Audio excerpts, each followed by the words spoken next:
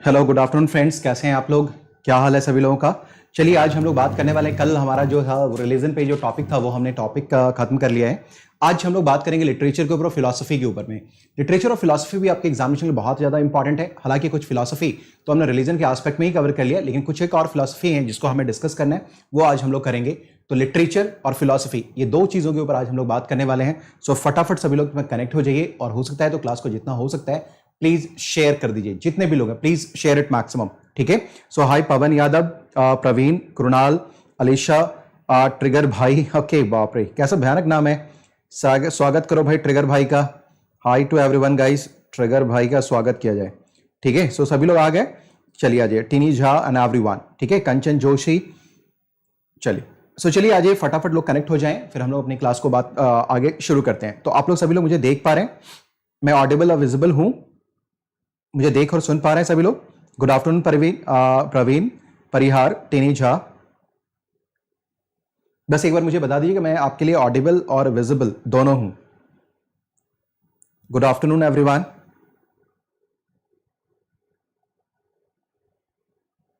सभी लोग मुझे देख और सुन पा रहे हैं?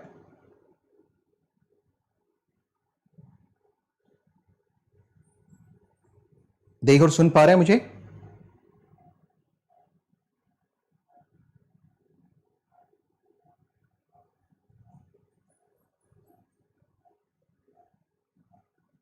चलिए, मुझे लगता है कि आप लोग मुझे देख पा रहे हैं और सुन पा रहे हैं। यस, सो चलिए लेट्स स्टार्ट। सो ज़्यादा हम लोग टाइम वेस्ट ना करें। सो फटाफट हम लोग बात करना शुरू कर देते हैं। हम लोग बात करते हैं आगे, ठीक है? सो आर्ट एंड कल्चर में अभी आज हम लोग जो बात करेंगे, जैसा मैंने आपको सुबह भी बता दिया था कि आज हम लोग बात करेंगे लिटरेचर और फिलॉसफी के ऊपर। पिछले क्लास में जो हमारी आपसे बातचीत हो रखी है वो हो रखी है किसके ऊपर में? तो वो आपने देखा है कि वो हमारी बात हो रखी है किसके ऊपर? तो होगा जो रिलीजन के ऊपर में। रिलीजन के एस्पेक्ट पे हम लोगों ने बात कर ली है। जो नेक्स्ट अब हमें बात करना है वो बात करना है हमें किसके ऊपर? तो हमें बात करना है लिटरेचर एंड फिलॉसफी के ऊपर। जस्ट अ सेकेंड, एक मिनट रुक जाइएगा जरा सा, जो मैं माइक ठीक कर लूं। ठीक है, चलिए आ जाए। सो आर्ट एंड कल्चर के ऊपर हम लोग को चर्चा करनी है। उसमें हम लोग बात करेंगे आज किसके ऊपर? तो लिटरेचर एंड फिलॉसफी के ऊपर। बट बिफोर दैट एक काम करें, मैं थोड़ा सा अपने बारे में ब्रीफ इंट्रोडक्शन दे दूं, तब तक आप क्लास को प्लीज एक बार शेयर जरूर कर दीजिए जहां भी आपके लिए पॉसिबल है। प्लीज शेयर इट मैक्सिमम, ठीक है? So this is more than 10 years of teaching experience in polity, governance, international relation, history, art and culture and current affairs. Good examination planner and strategist, mock interview panelist भी रहा हूं कई institutes के साथ, and mentor more than 50,000 plus students on different platform, right? चलिए आज के रात के 9 बजे हम लोग बात करने वाले हैं अल्ट्रा क्रिटिकल टॉपिक्स का। अल्ट्रा क्रिटिकल टॉपिक रात के 9 बजे 9 PM पे, और आप जानते हैं ये आपके लिए बहुत ही महत्वपूर्ण है। इसके अंदर उन सारे टॉपिक्स के ऊपर हम लोग चर्चा कर रहे हैं जिसके इस बार की आने की संभावना 2020 के एग्जामिनेशन में सर्वाधिक है। So I am discussing here ultra critical topics. Ultra critical topics यानी कि वो टॉपिक है जहां से प्रश्न आपके एग्जामिनेशन में आएगा ही, फॉर श्योर आने वाला है। इससे कहीं पे कोई विवाद ही नहीं है, कोई डिस्प्यूट ही नहीं, अनडिस्प्यूटेडली यहां से टॉपिक आएंगे फॉर श्योर आएंगे। So you cannot afford to compromise this session, this show, ठीक है? चलिए आगे हम लोग बात करें। देखिए वर्ल्ड हिस्ट्री की भी अपनी क्लासेस हो रही हैं किस पे? प्लस पे। तो आप इस कोर्स को भी ज्वाइन कर सकते हैं, पवन 10 का कोड यूज करें, दिस इज माय कोड। और कोई बैच अगर चाहता है, फुल कोर्स बैच अगर चाह रहा है, तो 24th ऑफ सितंबर से आपका फुल कोर्स बैच शुरू हो रहा है। आप इस कोर्स को भी ज्वाइन कर सकते हैं पवन 10 के थ्रू। आपको एक सब्सक्रिप्शन लेना है, उसके अलावा आपको क्या है, अनअकैडमी के यूपीएससी के प्लेटफॉर्म पे जो कुछ भी अवेलेबल है उन सभी को आप एक्सेस कर सकते हैं। प्रीलिम्स के लिए, मेंस के लिए, इंटरव्यू के लिए, कुछ भी, एसे, सीसैट, एथिक्स, ऑप्शनल, कुछ भी, उन सभी को आप एक्सेस कर सकते हैं। बस आपको यूज क्या करना है? पवन 10 का कोड यूज करना है, ठीक है? चलिए आ जाइए। So what are the benefits of ये प्लस सब्सक्रिप्शन के बारे में बता दूं आपको। तो जितने भी बेस्ट एडुकेटर्स हैं इस प्लेटफॉर्म पे, उन सभी को आप एक्सेस कर पाएंगे। सारे टॉपिक्स और जो सब्जेक्ट्स होंगे ये एडुकेटर्स के द्वारा कवर किए जाएंगे बहुत ही लूसिड तरीके से। अनलिमिटेड आपके पास लाइव क्लासेस होती हैं, आप कहीं भी इसे देख सकते हैं, किधर भी देख सकते हैं, ठीक है? इसके अलावा आप देखेंगे कि यहाँ डाउट क्लियरिंग सेशंस भी होता है, रेगुलर क्विजेस वगैरह भी होते हैं, और इंटरैक्टिव और एंगेजिंग क्लासेस भी होती हैं, क्योंकि यहाँ पर बच्चों की संख्या काफी कम होती है। तो आप टीचर के साथ इंटरैक्ट कर सकते हैं, उनके साथ आप एंगेज हो सकते हैं, राइट गाइज? चलिए आ जाइए आगे हम लोग बात करना शुरू करें। कि आपको मैं बता दूं कि what are the else benefit. ये मैंने आपको बताया कि लाइव क्लासेस तो मिलेगी ही मिलेगी, लेकिन अगर कभी कोई क्लास आपकी मिस कर गई तो ये आपके पास रिकॉर्डेड भी अवेलेबल होगा। टेस्ट सीरीज एंड क्विजेस, ये आपके इवैल्यूएशन के बहुत ज्यादा इंपॉर्टेंट है। इवैल्यूएशन के लिए बहुत इंपॉर्टेंट है। एंड डाउट क्लियरिंग सेशंस जो होता ही है after every 3 class, there is a 1 dedicated class for your doubt session. ठीक है, चलिए आ जाइए। आपको क्या करना है, जब भी आप सब्सक्रिप्शन के लिए जाएंगे तो आपको ये कोड याद रखना है, दिस इज कॉल्ड PAVAN10। इस कोड का यूज करेंगे and you will get 10% of discount किसी भी कोर्स के लिए, ठीक है। सो PAVAN10 का कोड आप अप्लाई करें, राइट। चलिए आज हम लोग बात कर रहे थे कल देखिए क्या है, कल हम लोग बात कर रहे थे, ये फिलॉसफी का पार्ट है, दर्शन का पार्ट है, इसके ऊपर हम लोग बात करें।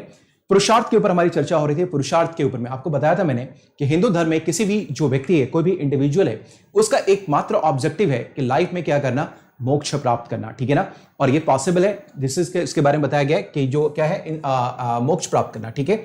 अब इसी में एक बात बताया गया है कि जीवन में किसी के लिए क्या है, कोई भी व्यक्ति है तो उसको 4 पुरुषार्थ करने होते हैं। एक होता है आपका धर्म, दूसरा होता है अर्थ, तीसरा होता है काम और चौथा होता है मोक्ष, जो कि ultimate aim of the life है। So responsibility, regulation of social order, that is called dharma. इसके बारे में मैंने चर्चा की थी। अर्थ का मतलब क्या है, इकोनॉमिक प्रॉस्पेरिटी, ठीक है ना। इकोनॉमिक प्रॉस्पेरिटी आपके पास होनी चाहिए, आप इसके लिए आपको संपत्ति का अर्जन करना पड़ेगा। कामा यानी कि फिजिकल प्लेजर, एंड मोक्षा का मतलब है साल्वेशन यानी कि ultimate objective of the life. जबकि अगर हम लोग बात करें साल्वेशन के बारे में, तो साल्वेशन का जो कंसेप्ट है ये सबसे पहले देने वाले थे कौन, Lord Buddha. This was given by Lord Buddha, जिसको हम लोग बोलते हैं निर्वाणा, ठीक है ना, दैट इज कॉल्ड निर्वाणा। और इसके बाद ये हिंदू धर्म के अंदर आता है निर्वाणा। सो निर्वाणा इज कॉल्ड साल्वेशन, ठीक है ना, जो सबसे पहले लॉर्ड बुद्धा ने दिया था for the first time. This is the first person to give concept of salvation, Lord Buddha, nirvana. लेकिन दोनों में फर्क था। निर्वाणा जो है एक प्रकार का एक्सपीरियंस है जो इसी लाइफ में होता है, जबकि जो मोक्षा है जो हिंदू धर्म का, ये क्या, इट इज अ प्लेस जो कि आपको मरने के बाद उस धरती पे उधर प्राप्त होता है, उस लोक में प्राप्त होता है। So this is the concept of moksha right here. चलिए आज अब हम लोग बात करते हैं उपनिषद के बारे में। मैंने आपको बताया था कि उपनिषद में 4 स्टेजेस ऑफ लाइफ के बारे में बताया गया, 4 स्टेजेस ऑफ लाइफ। ये कौन कौन सा है, ब्राह्मण, ब्रह्मचर्य, दैट इज कॉल्ड गृहस्थ, देन वानप्रस्थ एंड सन्यासी। ये भी मैंने आपको बताया था कि किसी भी व्यक्ति के पूरे लाइफ को 100 साल कंसीडर करते हुए, ठीक है ना, इसे 4 क्वाड्रेंट में बताया गया था। 4 क्वाड्रेंट में 0 से 25, 25 से 50, 50 से 75, 75 से 100, ठीक है ना। तो ये हो गया ब्रह्मचर्य, दूसरा हो गया आपके पास, ये हो गया गृहस्थ, ये हो गया वानप्रस्थ और ये हो गया सन्यास, ठीक है ना। तो ये 4 स्टेजेस ऑफ द लाइफ हैं जो आपको यहाँ पर में देखना होता है। This is the 4 stages of life, जिसके बारे में चर्चा कहां मिली है, उपनिषद के अंदर चर्चा मिलती है 4 स्टेजेस ऑफ लाइफ के बारे में, ठीक है। अब देखते हैं आफ्टर बिकमिंग असेटिक। असेटिक का मतलब क्या है कि जो चौथा स्टेज है जिसमें आप सन्यास ग्रहण कर लेते हैं, तो आप जब सन्यास ग्रहण कर लेंगे ना, तो आपको ट्राई किसके लिए करना होगा, आपको मोक्ष के लिए, यानी कि आपको क्या, मुक्ति मिल जाए, आपको साल्वेशन मिल जाए। तो मुक्ति के लिए 2 तरीके बताए गए हैं, ठीक है ना। अब ये जो 2 तरीका है वो 2 तरीके का फिलॉसफी है। एक है मेटेरियलिस्टिक फिलॉसफी यानी कि भौतिकवादी दर्शन, ठीक है ना, मेटेरियलिस्टिक फिलॉसफी, जिसको हम लोग बोलते हैं हेटेरोडॉक्स फिलॉसफी भी, ठीक है। और एक है ऑर्थोडॉक्स साल्वेशन फिलॉसफी, मोक्षा का, ठीक है। इसके बारे में हम लोग चर्चा कर रहे हैं। अब देखिए हेटेरोडॉक्स के अंतर्गत क्या है, जो आप देखेंगे, ये इसको हम लोग कहते हैं मटेरियलिस्टिक फिलॉसफी भी कुछ हद तक है। इसमें चारवाक, आजीवक, बुद्धिज्म, जैनिज्म, ठीक है, ये 2 तरीका है। और एक है आपके पास जो ऑर्थोडॉक्स यानी कि परंपरागत, जिसको हम लोग हिंदू धर्म के अंदर समझते हैं। 6 स्कूल हैं, सांख्य, न्याय, वैशेषिक, योग, मीमांसा और वेदांता के थ्रू आप क्या करेंगे, साल्वेशन को सीख करेंगे। यानी कि ये जो 6 स्कूल ऑफ आपके हैं थॉट्स, सांख्य फिलॉसफी, न्याय, वैशेषिक, योग, मीमांसा एंड वेदांता, ठीक है ना, इसके थ्रू आप क्या करते हैं, आप मोक्ष की प्राप्ति करते हैं। तो दे 2 थिंग्स। अब रही बात कि ये 2 तरीका मैं क्यों बता रहा हूं। हेटेरोडॉक्स फिलॉसफी में क्या है कि डिवाइन एजेंसी यानी कि ईश्वर की सत्ता को कल्पना नहीं किया गया है, डिवाइन अथॉरिटी को इनकार किया गया है। ये शायद होगा यहां पे, in heterodox philosophy not believing in the divine agency, यानी कि ईश्वरीय सत्ता में विश्वास नहीं किया गया है, चाहे वो चारवाक हो, चाहे वो बुद्धिज्म हो या चाहे जैनिज्म हो। इसमें क्या किया गया है, डिवाइन एजेंसी यानी कि दैवत्व को स्वीकार नहीं किया गया है। दूसरी तरफ अगर हम लोग बात करेंगे कि जो परंपरावादी हैं, जो साल्वेशन की फिलॉसफी है, they believe in divine agency, यानी कि ईश्वरीय सत्ता में विश्वास रखते हैं, ये अनुकंपा में उनके विश्वास रखते हैं, इसमें क्या करते हैं, उनके साथ मिलन के लिए इसका विश्वास रखते हैं। सो इस दोनों फिलॉसफी में यही फर्क है कि हेटेरोडॉक्स फिलॉसफी ये जो है दैवीय सत्ता में विश्वास नहीं रखता, जबकि जो ऑर्थोडॉक्स हिंदू साल्वेशन फिलॉसफी है, यहां पर में ईश्वरीय सत्ता में विश्वास रखा जाता है। सो आई होप कि आप इन दोनों चीजों को समझ पा रहे होंगे। नेक्स्ट आ जाइए।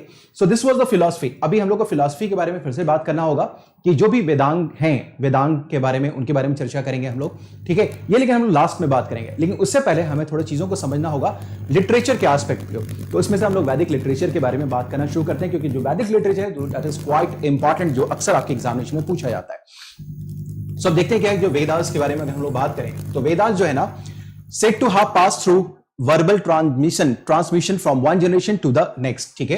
आप देखेंगे कि इसका क्या है, प्रवाह होता जा रहा है। They are also known as shruti. मैं इसका मतलब बता दे रहा हूं आपको, श्रुति साहित्य बोलते हैं इसको, दिस कॉल्ड श्रुति साहित्य, श्रुति literature, shruti sahitya, that is called shruti literature. इसका मतलब यह है कि जो साहित्य सुन करके एक जगह से दूसरी जगह जिसका विस्तार हो रहा है, प्रवाह हो रहा है, उसको हम लोग बोलते हैं श्रुति sahitya, that is called shruti literature.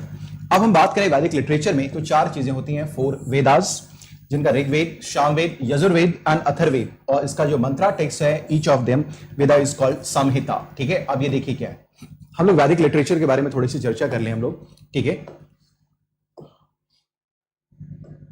वैदिक लिटरेचर, ठीक है, वैदिक लिटरेचर के बारे में बात करें, वैदिक लिटरेचर, तो वैदिक लिटरेचर में आपके पास क्या हो गया, 4 वेदास हो गए, 4 वेदास, ठीक है ना, मैं इंग्लिश में ही लिख दे रहा हूं, 4 वेदास हो गए आपके पास, 4 वेदास।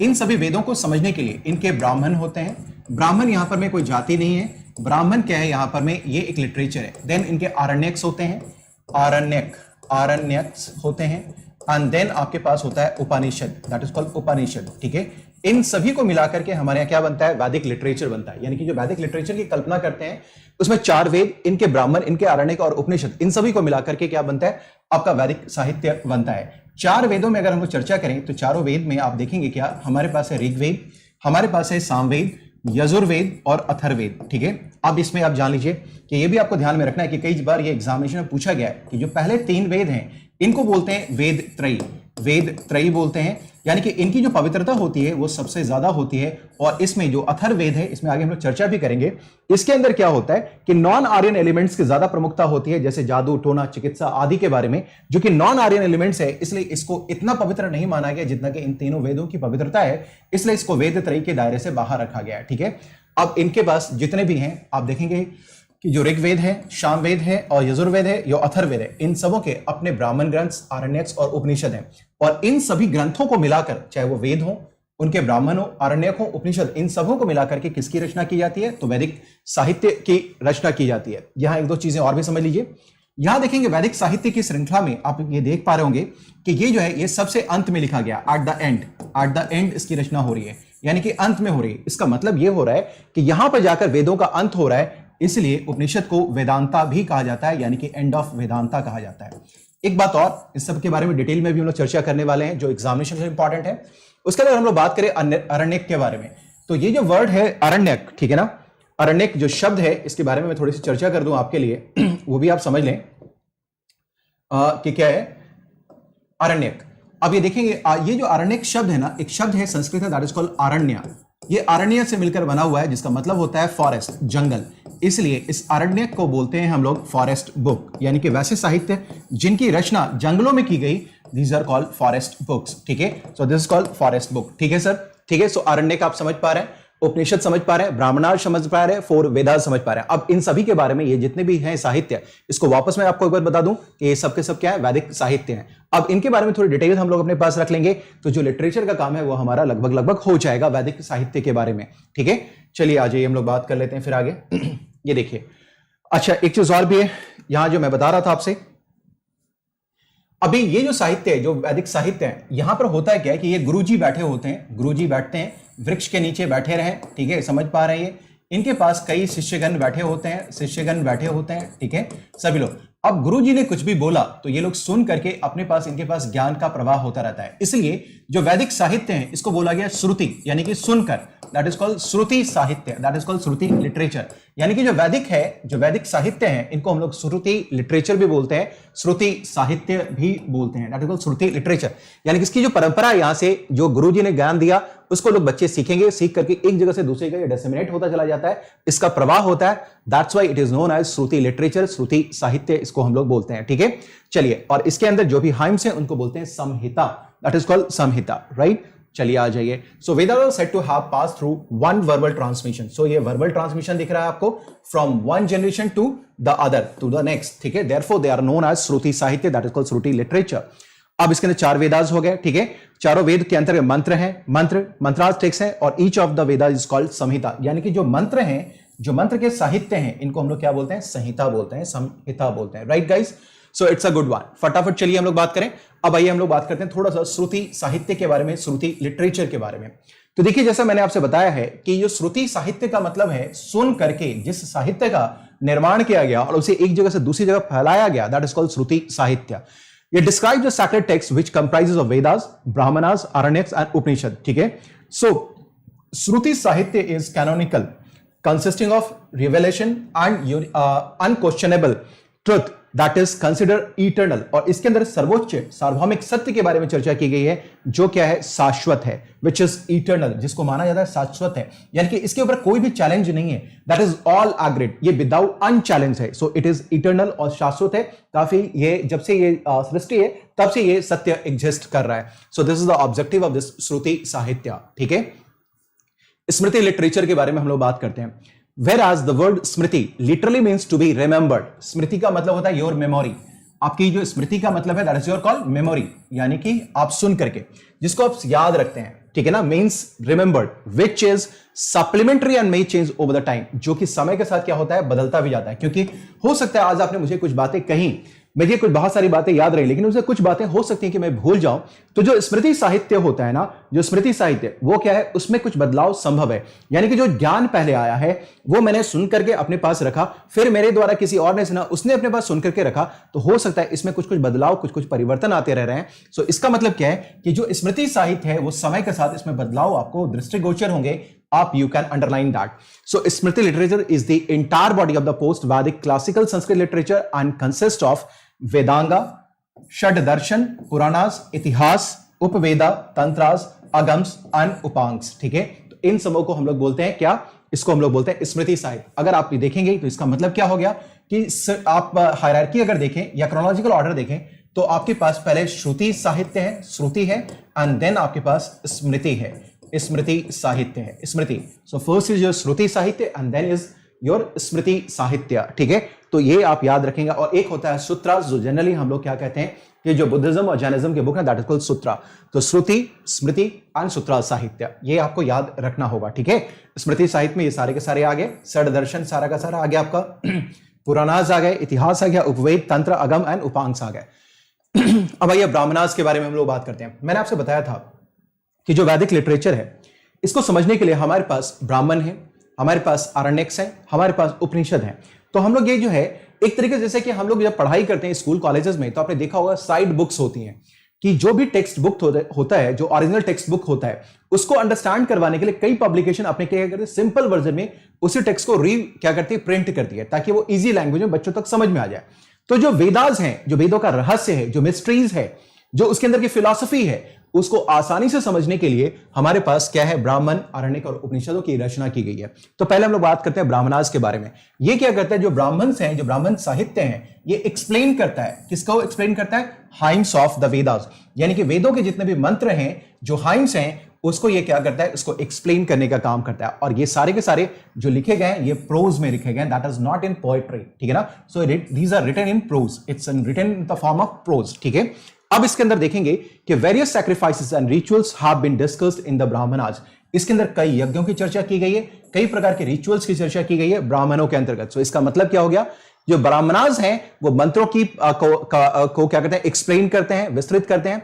ये लिखे गए हैं किस रूप में, ये प्रोज के रूप में लिखे गए हैं। इसके अलावा ये सैक्रिफाइसेस एंड रिचुअल्स के बारे में बात करता है, have been discussed in the Brahmanas. Every Veda has various Brahmana attached to it. इसका मतलब क्या है, जितने भी वेद हैं, यानी कि चारों के चारों वेद के साथ उनके ब्राह्मण उनके साथ लगे हुए हैं, जो उनके अर्थों को स्पष्ट करने का काम करता है, उनको व्याख्या करने का काम करता है, उनको एक्सप्लेन करने का काम करता है। क्योंकि जितने भी वेद हैं they all are having hymns, उन सभी के अंदर क्या है, मंत्र हैं। उन सभी का simplification is possible through this Brahmanas. मैं उम्मीद करता हूं कि आप इस ब्राह्मण को समझ पा रहे होंगे, इन ब्राह्मणों को आप समझ सकते होंगे व्हाट आर दीज ब्राह्मणास। ठीक है, चलिए अब आज ये जो ब्राह्मण है ना, ये ब्राह्मण साहित्य जो है, ठीक है, जो ब्राह्मण साहित्य है इसके बारे में हम लोग बात करें। जस्ट अ सेकेंड, ये जो ब्राह्मण साहित्य है ना, इसके अंदर क्या है, साइंटिफिक नॉलेज है, साइंटिफिक नॉलेज। ठीक है, ब्राह्मण लिटरेचर के अंतर्गत, यानी कि वैज्ञानिक जो ज्ञान है वो है आपके पास, जो कि वैदिक पीरियड का था, जिसमें हम लोग देखेंगे कि हमारे पास खगोल शास्त्र का, ऑब्जर्वेशनल एस्ट्रोनॉमी हमारे पास उसका नॉलेज होता है। आप देखेंगे कि यहां पर relation with Alt constructions, geometry. Alt का मतलब समझते हैं यज्ञ वेदिका। आपने देखा होगा कि जो यज्ञ वेदिकाएं होती हैं, ठीक है ना, जो यज्ञ वेदिकाएं होती हैं, यज्ञ वेदिका, तो यज्ञ की कई तरीके की वेदिकाएं होती हैं। आपने देखा होगा कुछ इस तरीके का होता है, ट्रायंगुलर शेप का, कई बार आपने देखा होगा कि वो स्क्वायर शेप में होता है, ठीक है। सो ये क्या है, ज्योमेट्रिकल एक्सप्रेशन है। तो ये सारे के सारे जो है ना, इससे कहीं ना कहीं मैथमेटिकल नॉलेज के बारे में पता चलता है, ठीक है ना। कई बार आप देखेंगे यज्ञ वेदिकाएं जो है सो स्टार शेप में भी होती हैं, स्टार शेप में। इनफैक्ट मैं बताऊं तो इस तरीके का भी आपको देखने को मिलेगा, ठीक है। इस तरीके की वेदिकाएं भी बनती हैं, ठीक है। मैं थोड़ा सा गलत बना पा रहा हूँ, तो इस तरीके, तो ये वेदिकाएं हैं, वो क्या बताता है कि आपके पास जो है गणित का ज्ञान भी आपके पास था। सो अल्टार कंस्ट्रक्शन यानी कि यज्ञ वेदिका का निर्माण, ज्योमेट्री, इन सबों के बारे में लिटरेचर में आपको जानकारी मिलती है। Observational astronomy, Alt construction, geometry etcetera. इसके अलावा आप देखेंगे क्या कि जो नेचर है, जो प्रकृति है, उसके बारे में, डाइवर्जेंट नेचर, उसके बारे में भी कई बातें, प्रकृति के रहस्य के बारे में ब्राह्मणास में लिखा गया है, ठीक है। And philosophical material that constitutes Aranyakas and Upanishads, तो नेचर के बारे में भी यहां लिखा गया है। सतपथ ब्राह्मण इज द मोस्ट फेमस ब्राह्मण। जितने भी ब्राह्मण है ना, उसमें सबसे जो फेमस है, जो सबसे पॉपुलर ब्राह्मण है, दैट इज कॉल्ड सतपथ ब्राह्मण।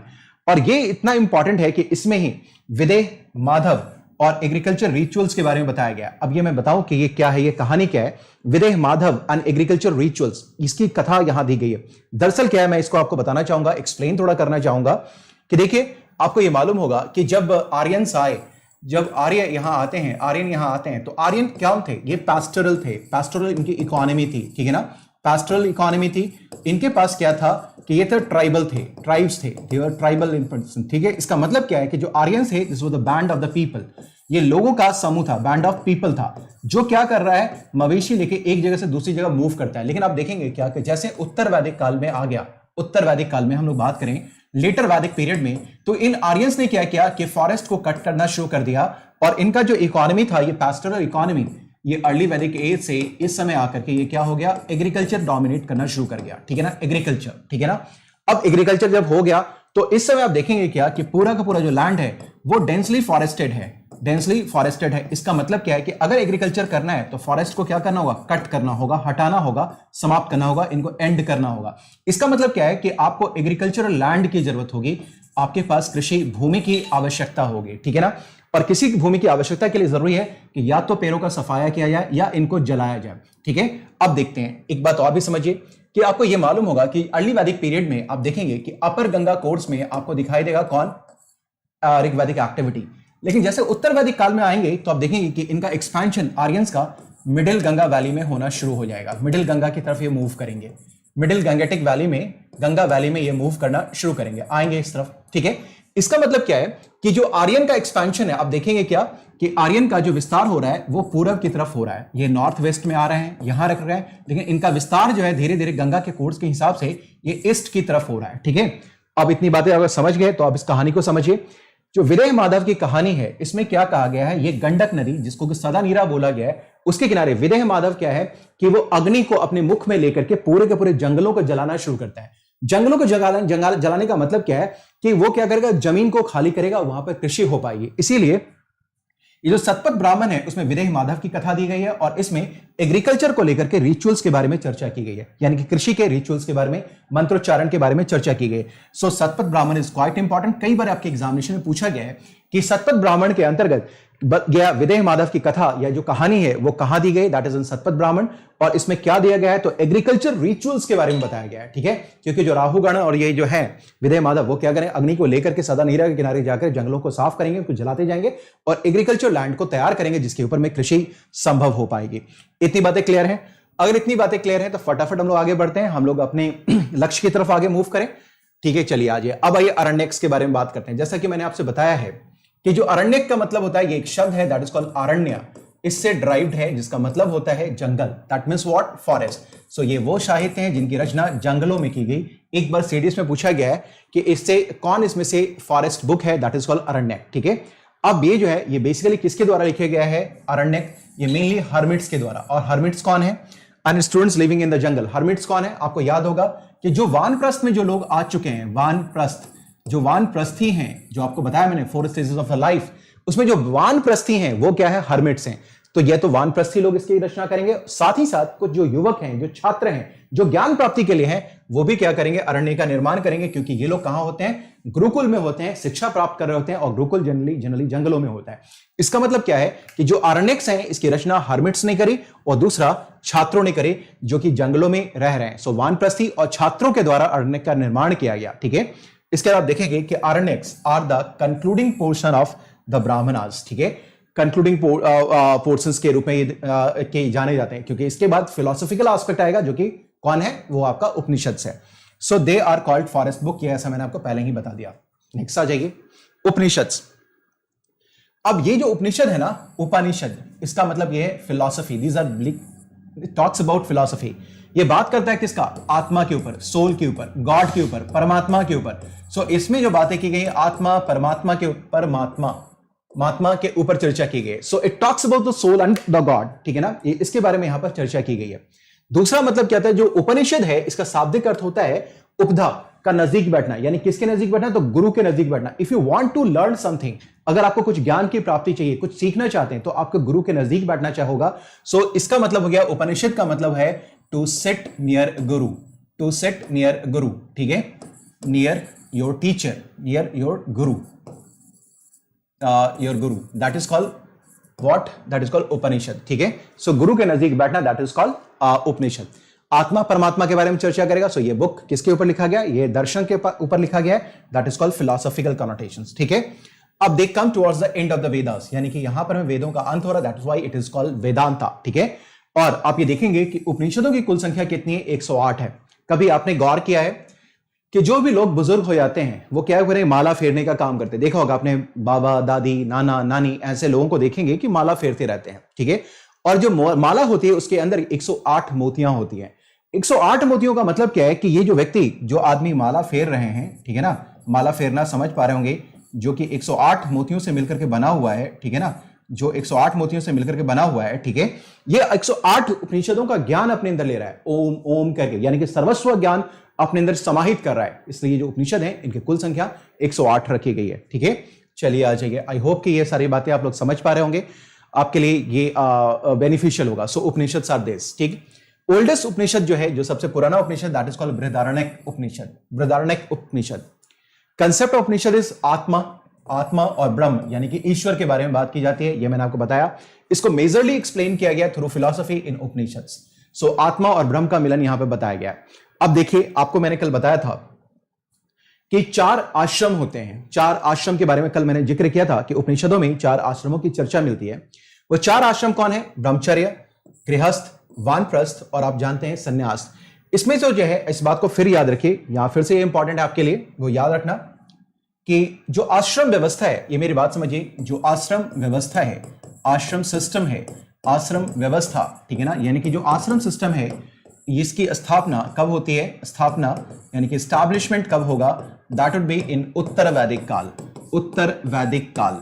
एनसीईआरटी में पढ़ेंगे, आपको दिख जाएगा, उत्तर वैदिक काल में होता है, यानी कि लेटर वैदिक पीरियड में, दैट इज इन लेटर वैदिक पीरियड। यानी कि if I talk about the आश्रम सिस्टम, आश्रम सिस्टम, तो ये इसकी स्थापना आपको दिखेगी कब, दैट वुड बी इन आश्रम सिस्टम। लेकिन आप जानते हैं कि जो आश्रम है इसके 4 आश्रम होते हैं, इसमें से केवल और केवल 3 आउट ऑफ 4 3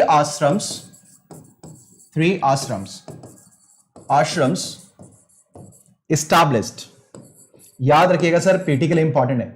आश्रम established इन लेटर वैदिक पीरियड, उत्तर वैदिक काल में इसकी स्थापना की जाती है, ठीक है। जो चौथा आश्रम है, 4th आश्रम, ठीक है ना, 4th आश्रम ये आपका 6th सेंचुरी बीसी में बाद में एस्टैब्लिश होगा, एंड दैट इज कॉल्ड सन्यास। ये बाद में जोड़ा जाता है, सन्यास, दैट इज कॉल्ड सन्यास, तो ये बाद में जोड़ा जाएगा। इस बात को प्लीज याद रखिएगा कि आश्रम व्यवस्था में स्थापना होगी उत्तर वैदिक काल में, लेटर वैदिक पीरियड में, इसमें से लेकिन 3 की ही स्थापना होगी। 3 आश्रम्स वर एस्टैब्लिश्ड इन द लेटर वैदिक पीरियड। जो चौथा आश्रम है, दैट इज ऑफ सन्यास, वो बाद में स्थापित होगा। वो कब होगा, तो आपका उत्तर वैदिक काल के बाद होगा। इस बात को भी ध्यान रखेंगे। तो सबसे पहली बार जो 3 आश्रम है, द फर्स्ट 3 आश्रम्स, एक मिनट, ये 3 आश्रम की चर्चा मिलती है, दैट इज कॉल्ड ब्रह्मचर्य, ठीक है ना, दूसरा है आपके पास वानप्रस्थ और तीसरा है आपके पास गृहस्थ। ये आपको मिलता है छांदोग्य उपनिषद में। This is you could find in Chandogya Upanishad. So 3 ashram, first of all you will find it in the Chandogya Upanishad. जो चारों आश्रम के है, जो 4 आश्रम है, जो पहली बार आपको मिलेगा, ये मिलेगा ज्वाला उपनिषद में, और ये बहुत बहुत इंपॉर्टेंट है, ये आपको ध्यान में रखना होगा। ठीक है। Is it clear sirs and ma'ams? इतनी बातें स्पष्ट हैं। So 3 ashrams you will find in Chandogya Upanishad. उत्तर वैदिक काल में 4 आश्रम जो मिलेगा, चारों को चारों आश्रम की चर्चा मिलती है ज्वालोपनिषद में, जो कि उत्तर वैदिक काल के बाद आपको देखने को मिलेगा। इतनी बातें क्लियर हैं? फटाफट मुझे प्लीज बताइए। सो एवरीवन फटाफट जस्ट लेट मी नो। इतनी बातें स्पष्ट हैं, क्लियर हैं? फिर मैं आगे बात करना शुरू करूं, ठीक है? क्योंकि आपके एग्जामिनेशन को ध्यान में रखते हुए मुझे मैक्सिमम टॉपिक्स अभी कवर करने। नेक्स्ट हम लोग बात करने आर्किटेक्चर के ऊपर, फटाफट करने वाले हैं। तो इतनी बातें मुझे प्लीज बताइए। Is it clear to everyone sirs and ma'am's?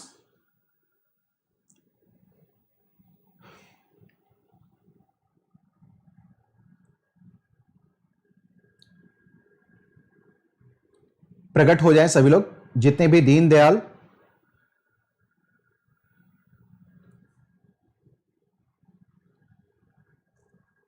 बाकी लोग क्यों शाई फील कर रहे हैं?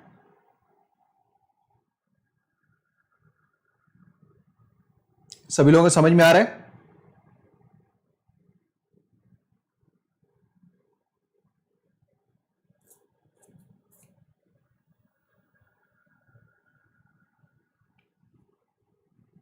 You feel Sai? हाँ,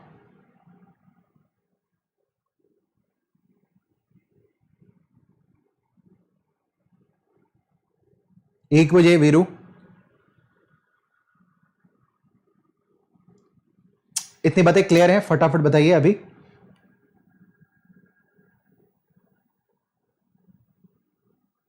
बाकी इंफॉर्मेशन तो मैं हमेशा आप लोगों को देता रहता हूं, ये आप लोगों को पता ही है। चलिए,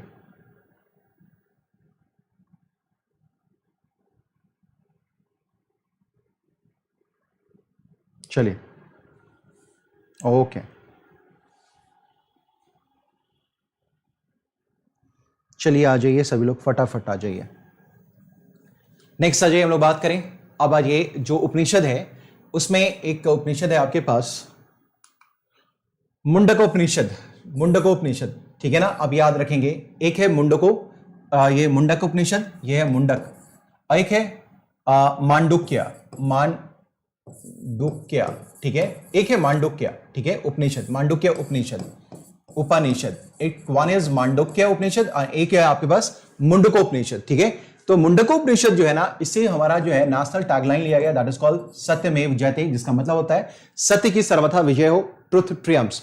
और जो मांडुक्य उपनिषद है, इट इज द स्मॉलेस्ट उपनिषद, ये सबसे छोटा उपनिषद है। स्मॉलेस्ट यानी कि शॉर्टेस्ट, इनफैक्ट बोलूं शॉर्टेस्ट, मैं थोड़ा सा कर दूं, शॉर्टेस्ट उपनिषद है ये। This is your shortest Upanishad, shortest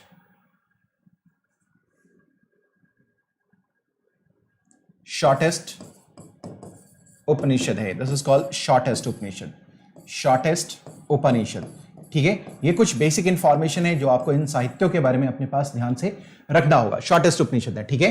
इसके बाद आप देखते हैं कि डॉक्ट्रिन ऑफ त्रिमूर्ति, जो ब्रह्मा विष्णु महेश का जो कंसेप्ट है, ये गुप्ता काल में स्थापित होगा। और इस समय जो मैत्रेयणी उपनिषद है, ये इसमें इसके बारे में बताया गया है। सो त्रिमूर्ति की जो संकल्पना की गई है वो आपका मैत्रेयणी उपनिषद में मिलेगा। और जो त्रिमूर्ति, त्रिदेव की संकल्पना है, जो Trinity of the gods and that was in आपका कब? तो आपका ये हो गया एंशिएंट, ये गुप्ता पीरियड में। द 4 वेदास, ऋग्वेद, सामवेद, यजुर्वेद एंड अथर्ववेद के बारे में हम लोग चर्चा करें तो ऋग्वेद आज ये पहला है, ये सबसे पुराना वेद है, अर्लीस्ट वेद है, ठीक है? ओल्डेस्ट टेक्स्ट है, जिसको हम लोग बोलते हैं डिवाइडेड इनटू 10 मंडल्स, ये 10 मंडलों में विभाजित है। 10 mandala, mandala is somewhat like chapter of a book, ठीक है ना? किसी किताब के अध्याय जैसा है। सो इसके पूरा का पूरा जो ऋग्वेद है वो 10 मंडलों में बटा हुआ है। और इसमें जो सूक्तों की कुल संख्या है that is called 1028, that is called hymns. और जो वर्सेस हैं वो कितने हैं? 10,600 वर्सेस हैं। तो वर्सेस भूल भी जाएंगे, कोई दिक्कत नहीं है, लेकिन 10 मंडल और 1028 हाइम्स, ये आपको याद रखना है। ये दो बहुत ही ज्यादा महत्वपूर्ण है, ये आपको ध्यान में रखना होगा, ठीक है? चलिए अब आइए इसमें देखते हैं कि जो 2nd to 7th मंडल है, ये सबसे पुराना मंडल है, ओल्डेस्ट मंडल है, ठीक है ना? और इनको बोलते हैं हम लोग फैमिली टेक्स्ट या फैमिली मंडल, ठीक है? फैमिली मंडल इसलिए बोलते हैं कि जितने भी मंडल हैं इन सबों की रचना एक पर्टिकुलर प्रेस्ट के द्वारा, यानी कि ब्राह्मण फैमिली के द्वारा किया गया। That's why 2nd to 7th mandal are known as the family mandals और फैमिली टेक्स्ट, ठीक है? सो ये याद रखना, these are called family text. इसका देखेंगे जो पहला और 10वां मंडल है, एडेड लेटर ऑन, इन सबों के बाद सबसे लास्ट में लिखा गया पहला और 10वां मंडल। जो 1st and 10th मंडल है वो सबसे बाद में लिखा गया, लास्ट में लिखा गया, सो लेटर ऑन। अब ये देखिए, जैसा मैंने आपको बताया कि जितने भी वेदास हैं, जितने भी वेद हैं, ऋग्वेद हो, सामवेद हो, यजुर्वेद हो, अथर्ववेद हो, इन सबों को पाठ करने वाला, रिसाइट करने वाला एक पर्टिकुलर ऋषि फैमिली होता था, एक ब्राह्मण फैमिली होता था, उसी के नाम, वही उसको क्या करता, रिसाइट करने का काम करता था। जो ऋग्वेद को पढ़ने का काम करते थे, जो रिसाइट करने वाला काम करते थे, वो था होता ऋषि फैमिली, दैट इज कॉल्ड होता, और संस्कृत में इसको बोलते हैं तो बोलते हैं होत्री। ठीक है, इसका मतलब ये हो गया कि जो ऋग्वेद है इसका पाठ कौन कर रहा है, होता, और जो है होत्री ऋषि फैमिली के लोग ही इसका पाठ करेंगे, दूसरा कोई और इसका पाठ नहीं कर सकता है। ठीक है, चलिए नेक्स्ट आ जाए, हम लोग बात करें इंद्रा। इसमें जो ऋग्वेद में है, इंद्र सबसे प्रमुख देवता है, is the chief deity in Rigveda. ठीक है ना।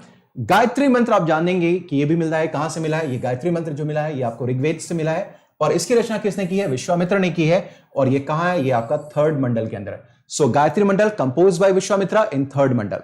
उसके बाद आप जानते हैं 10 राज्य युद्ध के बारे में, बैटल ऑफ 10 किंग्स, जो मैंने कई बार आप लोगों को बताया है, ये होता है कहां, 7th मंडल में इसकी चर्चा की गई है, और ये फाइट किया जाता है कहां, परुशनी नदी के किनारे, परुशनी नदी के किनारे, परुशनी नदी के किनारे, जिसको हम लोग रावी से आइडेंटिफाई करते हैं, that is known as what, Ravi. ठीक है, तो इसकी जो चर्चा मिलती है 7th मंडल में मिलती है, क्योंकि आप जानते होंगे कि इसी में जो सुदास है, जो भरत कबीले का जो राजा है, जो सरदार है, वो क्या करेगा, बाकी 10 राजाओं को क्या करता है, रावी नदी के किनारे यानी कि परुशनी नदी के किनारे हराता है, और एक ज्योग्राफिकल एरिया अपने पास लेता है, और अपने कबीले के नाम पर उस क्षेत्र का नाम भारत रखता है। तो पहली बार भारत की चर्चा मिलती है। सो ये जो 10 राज्य युद्ध है, बैटल ऑफ 10 किंग्स, इसकी चर्चा आपको कहां मिलती है, 7वें मंडल में मिलती है। आप एक बात को याद रखेंगे कि जो 4-फोल्ड वर्णा सिस्टम है, यानी कि जो वर्ण व्यवस्था है, जो चतुस्वर्ण व्यवस्था है, इसका जिक्र ऋग्वेद के पुरुष सूक्त के 10वें मंडल में मिलेगा, that is in the 10th Mandal of पुरुष सूक्ता। ठीक है, यहां एक बात लेकिन याद रखनी है आपको, एक बात याद रखना है कि अगर पूछता है कि वर्णा सिस्टम कब स्टैब्लिश हुआ, तो याद रखेंगे जो 4-फोल्ड वर्णा सिस्टम है, 4-फोल्ड वर्णा सिस्टम, जो वर्ण व्यवस्था है, स्टैब्लिश्ड सिस्टम, स्टैब्लिश्ड कब, तो ये होगा साहब आपके पास लेटर वैदिक पीरियड में, उत्तर वैदिक काल के अंतर्गत। हालांकि ऋग्वेद में ही आपके वर्ण व्यवस्था की चर्चा मिल जाती है, लेकिन जो चतुस्वर्ण व्यवस्था है, इसकी स्थापना कहां होगी, तो ये उत्तर वैदिक काल में होगी। इस बात को प्लीज और प्लीज ध्यान में रखेंगे। कई बार इसके वैसे एग्जामिनेशन सवाल जो पूछा जाता है, जो आपको कंफ्यूज करता है कि जो वर्ण व्यवस्था है उसका जिक्र सबसे पहले कहां मिलता है, तो ऋग्वेद में। और इसका मतलब यह हो गया कि लोग ये खुद ब खुद मान लेते हैं कि जो वर्ण व्यवस्था है इसकी स्थापना भी ऋग्वेदिक काल में हुई। ऐसा नहीं है। ऋग्वेद में उस मंडल में किया गया जिस समय ऋग्वेद समाप्त हो रहा था, ऋग्वेद काल समाप्त हो रहा था, क्योंकि अभी आपको मैंने बताया कि पहला और 10वां मंडल आखिरी में लिखा गया, यानी कि उस समय वर्ण व्यवस्था की स्थापना हो रही थी, शुरुआत हो रही थी, उसके बारे में कल्पना की जा रही थी जब ऋग्वेद समाप्त हो रहा था। और उत्तर वैदिक काल में, इसीलिए हम देखेंगे क्या लेटर वैदिक पीरियड में वर्णा सिस्टम स्टैब्लिश होता है। ठीक है, चलिए आगे हम लोग आइए बात कर लेते हैं। नेक्स्ट देखते हैं कि एक देवता है जिसका नाम है सोम देवता, सोम। ठीक है ना, ये सोम है, ये जो है इंटॉक्सिकेंट ड्रिंक के देवता है, गॉड हैं। ठीक है ना, और इनके लिए एक पूरा का पूरा जो मंडल है वो डेडिकेटेड है 9th मंडल। ये कंप्लीटली एक ही देवता को समर्पित है जिसका नाम है सोम। ठीक है ना, ये 9th mandal is completely dedicated to a god whose name is Soma and who is the god of intoxicating drink and the god of lands. The name of this called drink, ये 9th मंडल में है। ठीक है, सो सोम पूरी तरीके से कंप्लीटली डेडिकेटेड है 9th मंडल। ठीक है, अब देखेंगे क्या कि जो 10वां मंडल है इसमें यूनिवर्स के ओरिजिन के बारे में बताया गया है 10th मंडल में। 10th मंडल में यूनिवर्स के ओरिजिन के बारे में बताया गया है, और रिवर गंगा के बारे में आपका जिक्र मिलेगा। ये मिलेगा 10th मंडल, कहां पे, ऋग्वेद में। गंगा नदी के बारे में भी चर्चा मिलती है। और ये जो ऋग्वेद है इसके मात्र 2 ब्राह्मण हैं, एक है आपके पास सांख्य या कौशिकी ब्राह्मण, और दूसरा है ऐत्रेय ब्राह्मण। ये भी कई बार पूछा था एग्जामिनेशन में कि ये ब्राह्मण जो है वो किससे सरोकार रखते हैं, तो सांख्य और कौशिकी ब्राह्मण और ऐत्रेय ब्राह्मण are related to your Rigvedas. ठीक है, इतनी बातें क्लियर हैं सभी के साथ। आई होप कि you must be aware of these all things. ठीक है, चलिए आगे हम लोग बात करें सामवेदा के बारे में। देखिए, ये जो सामवेदा है ना, ये मेलोडीज एंड चैंट्स का वेदा है। ठीक है, इसका मतलब क्या है कि जो इंडियन क्लासिकल म्यूजिक है ना, म्यूजिक एंड डांस है, इसका ये रूट है। यानी कि जो संगीत की उत्पत्ति मानी जाती है, ये मानी जाती है कहां से, ये सामवेद से मानी जाती है। Consider as the root of Indian classical music and dance as well. इन दोनों का ये क्या माना जाता है, इसका उत्पत्ति यानी कि रूट माना जाता है, उनकी जड़ मानी जाती है। ठीक है, so consider as the root of the Indian classical music and the dance, right. So Samaveda is what, melodies and chants and then root of Indian classical music and the dance. अब देखते क्या है कि इसके अंदर सामवेद में कुल मिलाकर 1549 वर्सेस हैं, जिसमें से केवल जो ओरिजिनल है वो 75, बाकी के जितने भी वर्सेस हैं ना ये ऋग्वेद से उधार लिए गए हैं, ऋण लिया गया है। So rest of that have been taken from Rigvedas. ठीक है, 75 इसके ओरिजिनल है, बाकी जो है वो कहां से लिया गया, ऋग्वेद से लिया गया है। और जैसा कि मैंने आपको बताया कि जितने भी आपके पास वेदास हैं उन सबों को पढ़ने का काम एक पर्टिकुलर ऋषि फैमिली करता है। तो जो सामवेद भी है इसको पढ़ने का काम, रिसाइट करने का काम कौन करेगा, उद्गाता करेगा या उद्गात्री करेगा, शाम वेदा। ठीक है, is it clear sirs and ma'ams? चलिए नेक्स्ट आ जाइए। इस उपनिषद, इसके दो उपनिषद हैं सामवेद के, 2 उपनिषद, ठीक है ना। वे कौन कौन सा है इसके साथ इंबेडेड? छांदोग्य उपनिषद और दूसरा है केन उपनिषद, छांदोग्य एंड केन उपनिषद। ठीक है, सामवेद के पास फॉलोइंग 10 ब्राह्मणास हैं। वो 10 ब्राह्मण कौन है? जैमिनी इसमें याद रखना है, पंचविश ब्राह्मण याद रखना है, सदा विंसमान याद रखना है, उसके बाद आपको याद रखना है ये वंश और जैमिनी, ये इतना याद रखना है आपको। इतने तो कम से कम आपको याद, छांदोग्य ब्राह्मण भी याद रखना है, छांदोग्य ब्राह्मण भी, ये भी आपको याद रखना है। तो इतने कम से कम आपको ब्राह्मणास याद रखना है जिनका सरोकार किससे है? तो ये जो सरोकार है आपका किससे है? वो है सामवेद से, सामवेद से। ठीक है, चलिए अब आ जाइए आगे, हम लोग बात करना शुरू करें। यजुर्वेद आ जाइए। यजुर्वेद के अंतर्गत क्या है ये देखेंगे। क्या यहां मंत्र के बारे में, इसके ऑफरिंग्स के बारे में, रिचुअल्स के बारे में पद्धति बताई गई है। ठीक है, मंत्रास एंड चैंट्स, ठीक है ना। It compiles rituals, offering, mantras and chants and everything. ठीक है, सो ये जो चैंट्स है ना, ये सारे के सारे होता क्या है कि आपने कभी देखा है यज्ञ होते हुए, देखेगा कि कभी यज्ञ आहुति चल रही है, जो ब्राह्मण देवता है वो यज्ञ करते रहते हैं, मंत्रोच्चारण करते रहते हैं, उनके साथ बैठे हुए जितने भी लोग गृहस्थ के लोग हैं वो सारे के सारे लोग भी मंत्रोच्चारण कर रहे हैं। यानी कि मंत्रोच्चारण कैसे किया जाना चाहिए इसके अंतर्गत बताया गया है, यानी कि how you have to recite the hymns, ठीक है ना, उसका उच्चारण यहां बताया गया है। So these chants were offered by the priest alongside a person who used to perform a ritual, ठीक है ना। यानी कि कोई भी व्यक्ति जो यहां पर रिचुअल्स करता था ना, जो रिचुअल्स करता था उसके साथ वो ब्राह्मणास के साथ बैठ करके वो क्या करेंगे, पाठ करने का काम करेंगे। इसका मतलब क्या है कि इसके अंतर्गत यजुर्वेद के अंदर मंत्र, चैंट्स एक्सेट्रा यहां पर इसके बारे में बताया गया है। और इस यजुर्वेद को पढ़ने का काम जो ऋषि परिवार के लोग करते हैं, दैट इज कॉल्ड अधर्वयु। हिंदी में इसको बोलते हैं अधर्वयु, अधर्वयु। ठीक है, ये है अधर्वयु। ठीक है, अब इसके पास इसके दो प्रकार हैं। एक है कृष्ण यजुर्वेद जो कि ब्लैक होता है या डार्क, और दूसरा होता है शुक्ल यानी कि व्हाइट। ये जो है अनऑर्गेनाइज्ड है, ये अनऑर्गेनाइज्ड है, ये ऑर्गेनाइज्ड लिखा गया है। So this is unorganised, unorganised है ये, and this one is organised. यानी कि जो भी हाइम्स हैं वो सारी चीजें लिखी गई हैं, वो व्यवस्थित हैं, संगठित हैं। एंड जो कृष्णा है that is not organised, that is जो ब्लैक है, जो डार्क है, दैट इज नॉट ऑर्गेनाइज्ड। ठीक है ना, जो शुक्ल है, वो जो व्हाइट है, जो ब्राइट है, that is called organised one. So इसके दो टाइप्स हो गए, कृष्ण यजुर्वेद और शुक्ल यजुर्वेद। ठीक है, ज्यादा डिटेल में भी बात नहीं करेंगे। जो मेंस में हम लोगों ने बात करना है आर्ट एंड कल्चर में, तो हम लोग इसके बारे में डिटेल में बात करेंगे। बाकी जो लोग प्लस पे होंगे उनको ये सारी चीजें के बारे में पता भी होगा। इंपॉर्टेंट उपनिषद, ठीक है, इसके उपनिषद कौन कौन से इंपॉर्टेंट? बृहदारण्यक उपनिषद, ईशा उपनिषद, तैत्तरीय उपनिषद इंपॉर्टेंट है, कठ उपनिषद, श्वेतेश्वर उपनिषद और मैत्रेयी उपनिषद। मैत्रायणी, उसके चक्रंथ, कपिस्कंथ, तैत्तरीय ब्राह्मण ये फिर है, और सतपथ ब्राह्मण।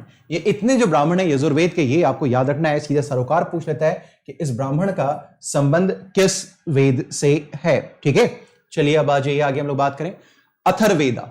अथर्ववेद के बारे में बात करें, it contains hymns many of which were charms and magic spells which are meant to be pronounced by the person who seeks some benefit, medicine, science etcetera. अभी कुछ देर पहले मैंने बताया था कि अथर्ववेद में नॉन आर्यन एलिमेंट्स का डोमिनेंस है, यानी कि जो अनार्य तत्व हैं, जो अनार्य तत्व जैसे जादू, टोना, टोटका, ये सारी चीजों की जानकारी वैदिक लोगों को नहीं थी, आर्यन लोगों के पास नहीं थी। ये जितना भी नॉन आर्यन एलिमेंट्स हैं, और ये आपको मालूम होगा कि वैसे लोगों के साथ होता है जो जनरली ट्राइबल्स होते हैं। ठीक है, तो ये नॉन आर्यन एलिमेंट्स हैं, नॉन आर्यन एलिमेंट्स जो कि आर्यों को पता नहीं था। ठीक है, इसके अंदर जादू, टोना, टोटका आदि, चिकित्सा विज्ञान आदि के बारे में चर्चा किया गया है, इसलिए इसे बोलते हैं कि ये नॉन आर्यन ग्रंथ है, वैदिक लिटरेचर है। और इसीलिए वेद त्रयी यानी कि जो 3 वेद हैं, ऋग्वेद, सामवेद और यजुर्वेद, उसकी श्रेणी से इसको बाहर रखा गया है। इसकी पवित्रता उतनी नहीं है जितनी बाकी वेद त्रयी वेदों की है। ठीक है, मैं उम्मीद करता हूं इतनी बातें आप लोग समझ पा रहे होंगे।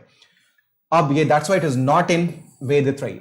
as it preserves many popular cults and superstitions contain non-Aryan elements. So वैसे कल्ट के बारे में और सुपरस्टिशंस को ये अपने पास रखता है कि जो कि नॉन आर्यन एलिमेंट्स हैं, अनार्य तत्व हैं. सो अथर्ववेदा भी आप लोगों ने समझ लिया. सो अब एक बात जान लीजिए कि इसका जो ब्राह्मण है वो काफी महत्वपूर्ण है, क्योंकि अथर्ववेद के पास एकमात्र ब्राह्मण है, वो है आपके पास कौन सा, तो ये है गोपथ ब्राह्मण. इट इज द ओनली ब्राह्मण, ओनली वन ब्राह्मण विद द अथर्ववेदा. इससे कई बार ये सवाल बनाता है एग्जामिनेशन में कि कौन सा जो ब्राह्मण है वो आपका अथर्ववेद से जुड़ा हुआ है. इतनी बातें स्पष्ट हैं, फटाफट मुझे प्लीज बताइए. सो प्लीज एक बात मुझे प्लीज बताएं, इतनी बातें क्लियर हैं? ठीक है, everyone just let me no.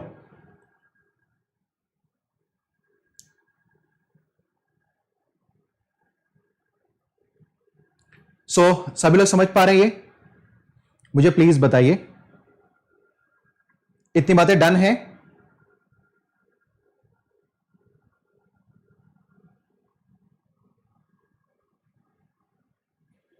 फटाफट बताइए ताकि मैं आपका जल्दी से कवर अप करवा पाऊं.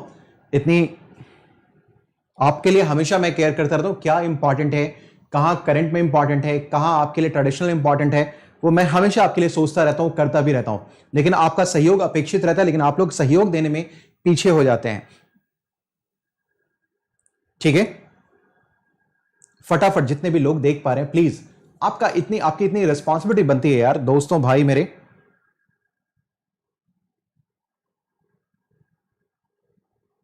Thank you टिनी, everyone. ठीक है, ऑल क्लियर, ऑल क्लियर. ठीक है, सो चलिए आप लोग बने रहिए. Very good. ठीक है, क्लियर है guruji. Thank you, thank you Amrit, thank you. चलिए, और आप लोग थोड़ी सी संख्या बढ़ाइए, मैं आपके लिए बिल्कुल कमिटेड हूं. और मैं बता रहा हूं ना कि यहां भी आर्ट एंड कल्चर से भी जो भी कोई क्वेश्चन जो मैं टॉपिक कवर कर रहा हूं, ठीक है, सारा तो संभव है नहीं, लेकिन 2020 के प्रीलिम्स के लिए जो भी मैं कवर करने की कोशिश कर रहा हूं, अगर यहां से टच सवाल पूछा तो क्वेश्चन भी आपको यहां से देखने को मिलेगा, अगर टच किया तो. जितनी चीजें मैं एक्सप्लेन कर रहा हूं, कि जिन चीजों को मैं बोलता हूं उसको सुनिए, बाकी चीजें बोर्ड पर मैं आपको फैक्चुअली दिख पा रही होंगी, लेकिन जो मैं एक्सप्लेन करता हूं उसको समझते रहिए, क्योंकि एक्सप्लेनेशन समझना बहुत जरूरी है. अगर एक्सप्लेनेशन को आप समझेंगे नहीं ना तो फिर दिक्कत आएगी, क्योंकि बहुत सारा प्रॉब्लम, क्योंकि स्टेटमेंट बेस्ड क्वेश्चन भी पूछे जाते हैं, कॉम्प्रिहेंसिव क्वेश्चंस होते हैं, तो इसलिए जरूरी है कि आप मेरे साथ क्लास में जो है अटेंटिव रहे. चलिए फिर आगे हम लोग बात करना शुरू करते हैं. चलिए, इसे भी मुझे 4-5 दिन में खत्म करना है, आपके आर्ट एंड कल्चर को भी. नेक्स्ट आ जाइए, उपनिषद ऑफ अथर्ववेदा आ जाइए. हम बात करें इसमें क्या है, तो जो मुंडक उपनिषद है वो जिस तरह से सत्यमेव जयते लिया गया है वो अथर्ववेद का है. That is related to Atharvaveda. सत्यमेव जयते यहीं से लिया गया है. ठीक है, इसमें देखेंगे प्रश्न उपनिषद है, मंडकत उपनिषद है, उपवेद ऑफ अथर्ववेद है, वो है सेल्फ वेद. ठीक है ना, ये पूछा भी गया है, यूपी पीसीएस में पूछा गया है कि सेल्फ वेद किस के साथ जुड़ा हुआ है, तो ये अथर्ववेद का उपवेद है, that is called Shilpa Veda. Upaveda of Atharvaveda, that is called Shilpa Veda. ठीक है, चलिए इतनी बातें ठीक हो गई, सभी लोग हम समझ पाते हैं. अब आइए हम लोग बात करेंगे 6 वेदांग हैं. 6 वेदांग फिलॉसफी की बात मैंने बोला था, आज का जो टॉपिक है फिलॉसफी एंड लिटरेचर है, तो फिलॉसफी में कुछ चीजें हमारे रिलीजन के साथ हो गई, कुछ कोर आपकी फिलॉसफी है, उसके बारे में भी हम लोग चर्चा कर लें. तो देखिए 6 वेदांगों की बात की गई है, 6 वेदांगा, जिसमें है आपके पास शिक्षा, कल्पसूत्र, व्याकरण, निरुक्त, छंद एंड ज्योतिष. इसको इंग्लिश में बोलते हैं phonetics, rituals, grammar, etymology, matrix and astrology. ठीक है, तो इतनी चीजें ये 6 वेदांग है, यानी कि वेदों के अंग हैं. These are the organs of the Vedas. These are called what? Organs of the Vedas. Organs of the Vedas. यानी कि वेदों के ये अंग हैं. Of Vedas. ये वेदों के अंग हैं. This is called Vedang. That is called वेद के अंग. वेद के अंग हैं ये. वेदों के अंग हैं. वेद के अंग हैं ये. और ये कितने हैं? तो इनकी कुल संख्या है. That is called 6. So ये हो गया आपके पास 6. शिक्षा, कल्पसूत्र, व्याकरण, निरुक्त, छंद और ज्योतिष. ठीक है, चलिए आ जाइए. अब ये हम लोग बात करते हैं स्मृति साहित्य के ऊपर में.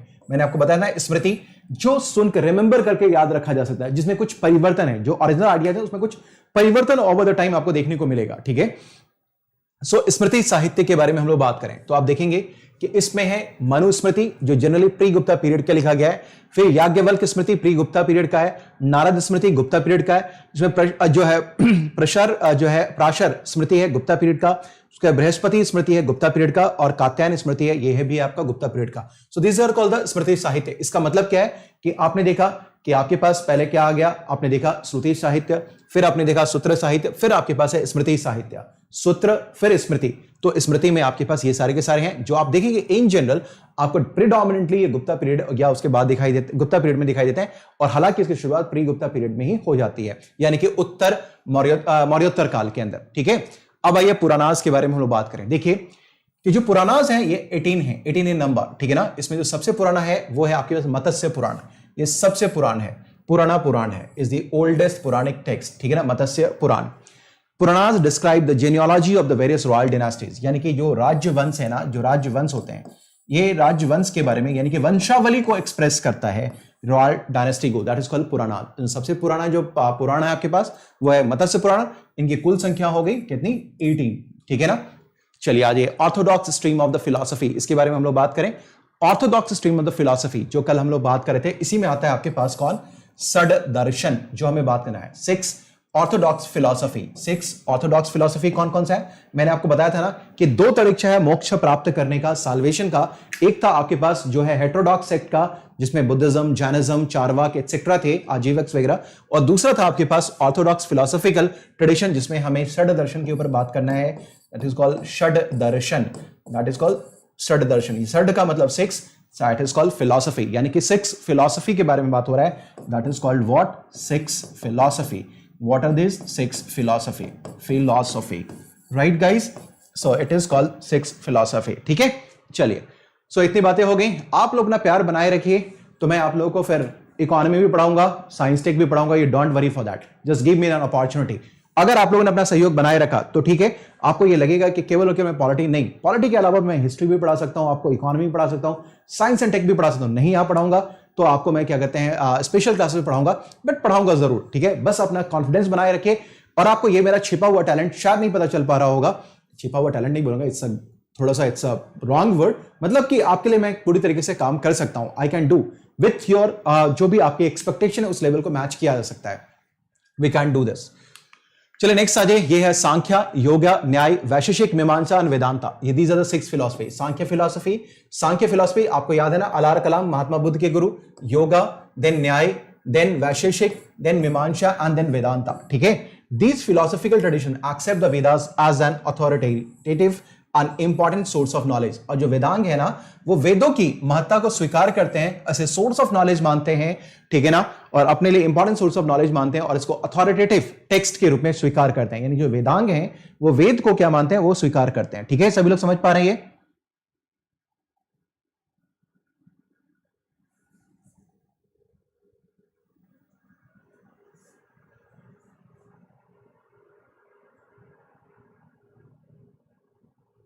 ठीक है, ओके, सो सभी लोग समझ पा रहे हैं ये? ओके सर, ठीक है, डन। चलिए नेक्स्ट आ जाइए। चलिए गुड, ग्रेट गाइस, चलिए फटाफट आ जाइए अब सभी लोग, ठीक है ना। सो आ जाइए, अब उपवेदास के बारे में बात करें, लेकिन उपवेदा से पहले हम लोग बात करें षड दर्शन के बारे में। जो 6 दर्शन थे आपके, सांख्य दर्शन जो है, इसके जो आपके पास जो फाउंडर है वो है कपिल, ठीक है ना, और इसका जो बेसिक साहित्य है, जो बेसिक पुस्तक है वो है सांख्य सूत्र। ठीक है, उसका देखेंगे योग दर्शन, इसके जो प्रोपोनेंट है वो है कौन, वो है फाउंडर है पतंजलि, और इसका जो मोस्ट इंपॉर्टेंट बुक है दैट इज कॉल्ड योग सूत्र। ठीक है, योग सूत्र। उसका देखें न्याय दर्शन, इसके अक्षपाद गौतम, इसके जो है फाउंडर वो है अक्षपाद गौतम, और का जो बेसिक टेक्स्ट है that is called basic text न्याय सूत्र। फिर देखें वैशेषिक दर्शन है, इसके उलुक कनाद, और इसका जो साहित्य है वैशेषिक सूत्र है। ठीक है, फिर देखें मीमांसा, या इसको बोलते हैं पूर्व मीमांसा, इसके जो आपके संस्थापक है वो है जैमिनी, और इसको बोलते हैं पूर्व मीमांसा सूत्र। ठीक है, और लास्ट है उत्तर मीमांसा, जिसको वेदांत भी बोला गया है, इसके जो है संस्थापक वो है बद्रायन, और इनका जो है ब्रह्मसूत्र या वेदांत सूत्र, इसका जो है बेसिक टेक्स्ट है, बेसिक बुक है। ठीक है, तो ये आपके पास हो गए षड दर्शन, जिसके बारे में अभी हम लोग चर्चा कर रहे थे, और इसमें वेदों को क्या माना गया, अल्टीमेट अथॉरिटी माना गया है, अथॉरिटेटिव टेक्स्ट माना गया है, जो आप कर सकते हैं। ठीक है, नेक्स्ट आ जाइए, आप देखेंगे उपवेद। अब ये उपवेद आपको याद रखना है कि ये जो उपवेद जितने भी है ना, ये भी आपके लिए बहुत ज्यादा इंपॉर्टेंट है, बहुत बहुत इंपॉर्टेंट है। अब ये देखिए, ये जो आयुर्वेद है ना, ये लिखा गया किस पे, मेडिसिन पे, और आयुर्वेदा जो है वो हिस्सा किसका है, ऋग्वेद का, यानी कि इसका जो एसोसिएशन है वो किसके साथ है, ऋग्वेद के साथ है। तो ये आपको याद रखना है कि जो आयुर्वेद है वो किस वेद के साथ के साथ अपना सरोकार रखता है, तो आपका ऋग्वेद के साथ, और किस चीज पे लिखा गया, दैट इज ऑन मेडिसिन। इसे देखें गंधर्व वेद, गंधर्व वेद ये लिखा गया है म्यूजिक के ऊपर में, और ऑब्वियसली ये बात किससे जुड़ा हुआ होगा, साम वेद से जुड़ा हुआ होगा। फिर धनुर्वेद, धनुर्वेद ये आर्चरी से, यानी कि किससे, धनुर्विद्या से जुड़ा हुआ है, जिसका संबंध किससे, यजुर्वेद के साथ है, ठीक है। और नेक्स्ट देखेंगे शिल्प वेद, जो मैंने आपको बताया था ये अथर्ववेद का जुड़ा हुआ है, इसके अंदर जो है क्राफ्ट वेल्थ के बारे में बताया गया है, ये अथर्ववेद का है। तो ये जो उपवेदास हैं ये भी आपको याद रखना है सर्स एंड मैम्स। तो मैं उम्मीद करता हूं कि जितने भी दर्शन थे अभी अपने पास, वो सारे दर्शन आपने समझ लिए। जो वैदिक साहित्य थे, साहित्य समझ लिया आप लोगों ने। कुछ जो साहित्य थे जो वैद्य धर्म और जैन धर्म से जुड़े हुए थे, वो हमने बौद्ध धर्म और जैन धर्म में कर लिया। सारे साहित्य जितना हो सकता था वो हम लोगों ने अभी कवर कर लिया। बाकी जो इंडिपेंडेंट जितने भी आपको लिटरेचर्स हैं वो आपने निश्चित तौर पर किया होगा, उसकी लिस्ट एक बार जरूर आप देख लीजिएगा। इसका मतलब है कि आज हमारा लिटरेचर और फिलॉसफी भी खत्म हो गया, और मैं उम्मीद करता हूं कि ये कार्यक्रम आपके लिए बहुत ही ज्यादा क्या होगा, लाभदायक रहा होगा। जो नेक्स्ट अब हम लोग बात करने वाले हैं वो आर्किटेक्चर के ऊपर बात करेंगे, वास्तुकला के ऊपर बात करेंगे। वास्तुकला में जो डिफरेंट आयाम है उसके ऊपर बात करेंगे। इसमें मैं चाहूंगा कि 2 क्लासेस ले लूं, या कोशिश करूंगा एक ही क्लास में हो जाए, नहीं तो 2 क्लासेस में हम लोग इसको वाइंड अप करेंगे, ठीक है। उसके बाद फिर मैं आपको बताऊंगा कि फिर आगे हम लोग को क्या पढ़ना है। इस तरह करके जो जितने भी टॉपिक्स हैं आर्ट एंड कल्चर के, वो सारे के सारे हम लोग कवर अप करने वाले हैं, जैसा कि मैंने आपसे कमिटमेंट किया था। कैसा रहा क्लास प्लीज मुझे बताइए, जितने भी लोग हैं, और नीचे कमेंट जरूर लिखा कीजिए। कमेंट लिखने से मुझे कुछ ना कुछ पता चलता है कि हाँ चीजें आप तक पहुंच रही हैं। मैं अगर आपके लिए मेहनत कर रहा हूं तो आप मुझसे दुगुनी मेहनत कीजिए, ठीक है ना। जबकि मैं आप जितना मेहनत करेंगे मैं उसे दुगुना करूंगा, लेकिन आप ये कोशिश करेंगे सर इतने मेरे लिए मेहनत कर रहे हैं तो हमें इसे दुगुना करना है। I have to multiply it, ठीक है ना। इस तरह करके हम लोग सभी लोग मिलकर के क्या करेंगे, आगे बढ़ते चलेंगे। So how was the class? So everyone, ठीक है ना। और आप सभी लोगों को जानकारी आपको मिल जाती है यूट्यूब पे। इसके अलावा भी कई पुराने स्रोत हैं जहां भी आपको जानकारी मिल जाती है, तो आप वहां भी देख लिया करें, ठीक है। Bye everyone. क्षत्रिय सौरभ, अरे यार बाय यार, तो बाय एवरीवन करने की क्या जरूरत है, तो रुक जाइए।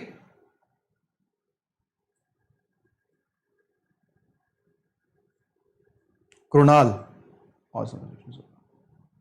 ओके,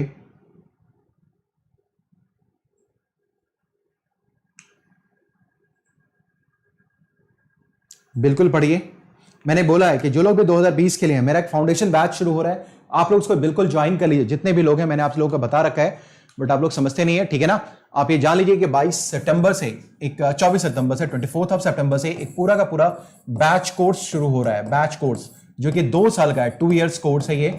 आपको बिल्कुल ज्वाइन कर लेना चाहिए, बिल्कुल पढ़ना चाहिए। आपको यहाँ पर सारी क्लासेस लाइव मिलेंगे, test series and doubt clearing sessions मिलेंगे, ठीक है।